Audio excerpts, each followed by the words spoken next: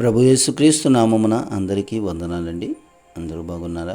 మరి మీ అందరూ కూడా క్షేమంగా ఉంటారని అనుదినం దేవునికి నేను ప్రార్థన చేస్తాను. అలాగే నా కొరకు, నా కుటుంబం కొరకు, ఈ యొక్క పరిచర్య కొరకు ప్రార్థన చేస్తున్న మీ అందరికీ హృదయపూర్వక వందనాలు చెల్లిస్తున్నాను. మరి ఈరోజు దేవుని యొక్క వాగ్దానము, దేవుని యొక్క మాట మనం చూద్దాం.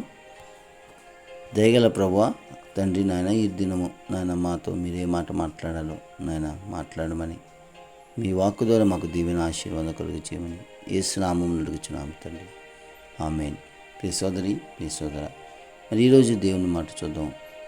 అపోస్తలుడైన పౌలు గారు గలతీయులకు రాసిన పత్రిక 4వ అధ్యాయము 10వ వచనం ఒకసారి చూద్దామా? ఈ విధంగా ఉంది: మీరు దినములను, మాసములను, ఉత్సవ కాలములను, సంవత్సరములను ఆచరించుచున్నారు. ఈరోజు ప్రియ సోదరి, ప్రియ సోదర, దేవుడు చెప్తున్న మాట అంటే, నీవు దేనిని ఆచరించుచున్నావు? నీవు దేనిని ఆచరించుచున్నావు? ఒకసారి ప్రశ్న వేసుకో సోదరి, సోదర, దేనిని మనం ఆచరిస్తున్నామని. ఈ దినములో చాలామంది ఏంటి, ఇక్కడ వాక్యం చెప్పినట్టుగా మాసములని,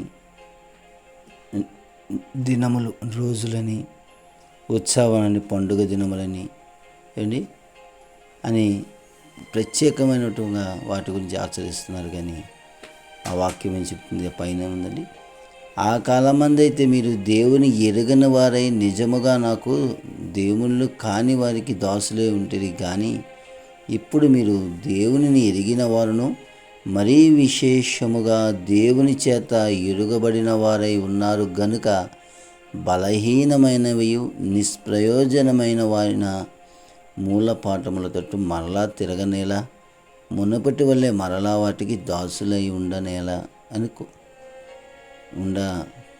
గోరనేలా. అంటే ఒకప్పుడు తెలియక మనం వేటిని ఆచరించామో మనకు తెలియదు. కానీ ఇప్పుడు వాక్యము తెలిసి ఉండి కూడా, క్రీస్తుని వెంబడిస్తూ ఉండి కూడా ఏమండి మరి దేని దుక్కు మనం ఆచరిస్తున్నాం?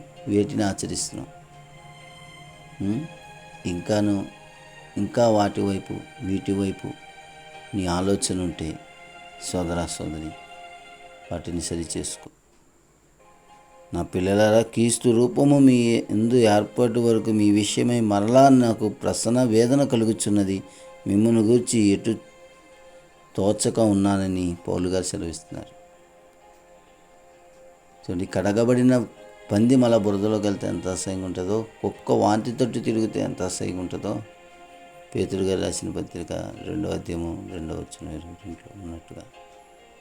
సోదరి, సోదర, నువ్వు దేనిని ఆచరిస్తున్నావు? వాక్యముని, నీ వాక్యాన్ని ఆచరించి వాక్యం చెప్పుచున్నట్టుగా నువ్వు జీవించగలిగితేనే నువ్వు ధన్యుడవు, నిత్యరాజ్యానికి వారసుడవు.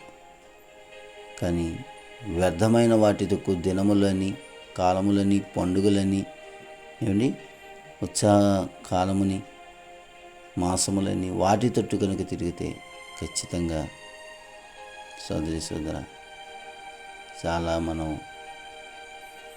నశింపులోకి, నిత్య నరకాగ్నిలోకి, దేవుని యొక్క కృపను కోల్పోయే అవకాశం ఉందని మరొక్కసారి ఈరోజు దేవుడు నీతో నాతో మాట్లాడుతున్నాడు.